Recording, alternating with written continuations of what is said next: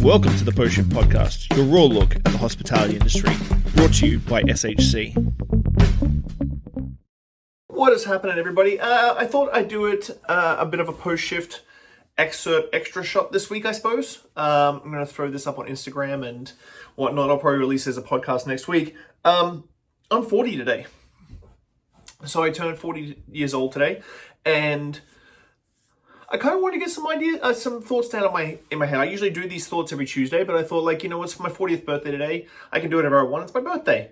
So the reason what sort of pushed me to do this was that I don't feel old.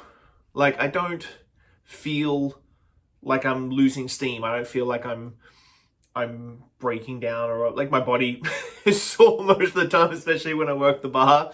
And I am surrounded by a lot of young, talented, super passionate kids, and I can call them kids because they're somewhere in the sometimes 10 to 15 years younger than me. But I don't feel old. I don't feel the way I thought I would feel at 29. So I took over Clive's in 2009, about 6 months before my 29th birthday. So 11 years ago, 11 and a half years ago now.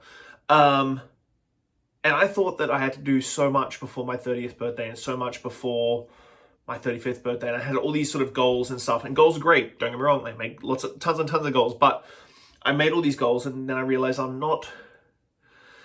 getting there, but I've had a very illustrious career in the last 11 years. To be honest, like, I don't think I was the bartender and the hospitality professional I was at 29 now. So what I've achieved in 11 years, I'm very, very blown away with. And I think I talked about it on Tuesday, yesterday, about taking your time, so on and so forth, being patient, because like 11 years is not that fucking long. It really isn't. I talked about like how you grow up, and like when you're 22, 23 years old, you're only really 5 years old, like 5 years as a being looking after oneself. And so, I want to give you my top 10 tips at 40 years old, looking back and sort of thinking that I've still got a good, I'm hoping my body keeps up, but I think I've still got a good 35, 40 years in me.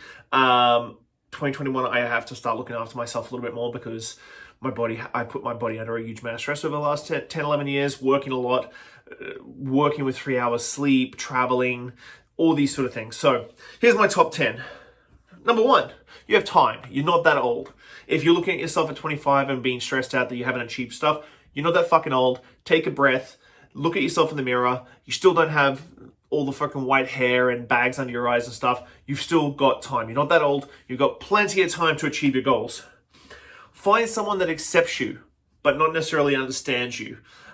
This is super important, because I think as passionate creatives in the hospitality industry, finding someone who connects with you, you need to find someone who isn't trying to go out and understand you, because once they understand you, then they think you're crazy and eccentric and weird. They should accept you for who you are. And I've got that in my lovely wife, Jill. Work hard when you're young. This is number 3. Work hard when you're young. Work hard when you can. You know, like, one thing I do say is I do work very hard. Am I working too hard right now? Probably not. I could probably put in a few more hours. But that being said, when you're 20 years old, like, focus on what you want to do. Like, yes, you're going to have fun, but what do you want to do? Do you want to have fun when you're 30? Do you want to set yourself up when you're young? When you're young, you've got energy. Your body doesn't ache in the morning. Work hard while you can. Number 4, find a mentor. Now, this has always been very hard for me, because I've always been at the intro of a cocktail culture, whether it be in Brisbane when I started in the industry in 1998, 97, 98. We really were just teaching, like, we had to teach ourselves, like, so you have to be your own mentor. But once I started rolling and finding mentors like peers like Solomon Siegel, who, it's his birthday today too, so happy birthday, Sol. Philip Duff and Gary Reagan and so on and so forth. These are the people that I could call and ask questions of, but really I still self-mentor myself. So find yourself a mentor. That's someone that you can just text whenever you want, call whenever you need, bounce ideas off. It's a big one, especially in this day and age. Number 5, don't be scared to take risks and never have regrets. I've talked about this in the past too. Don't be afraid to take risks, because the thing is that you're going to bounce back. If it's a business risk, you're definitely bouncing back. fuck, I've taken so many risks and failed fucking horribly. What my definition of failure, a lot of other people may not be seeing that definition as, but take risks, you're going to bounce back, you're going to be fine, but you can't have any regrets, because at the end of the day, take control everything. If you fail, it's a failure. Who gives a fuck? Move on. Like, for every failure, I've had 3 fucking successes. So, look at it that way. Like, don't be scared to take risks, because you only live once. And you can't have regrets because you only live fucking once. Like, you only get one pass at this. You don't get multiple fucking times. You don't have 3 lives. This is one life. Take risks, fail fucking horribly, fall flat on your face, pick yourself back up and do it all over fucking again. So, take risks, don't have regrets. You can't have regrets. I still have, I'm saying don't have regrets. I still have a few regrets, but at the end of the day, I can't change them. I can't change anything that's happened. It's happened, it's fucking done. Let's move the fuck on. Number 6. Find the little things just for yourself. Don't waste money on cheap liquor. Find little things just for yourself. So I work a lot. I have my family. So I'm a husband, a father, entrepreneur, a businessman. I run Clives where I have 5 staff, and so I got to worry about them. And I've got multiple people rely on me left, right, and center. But I found little things.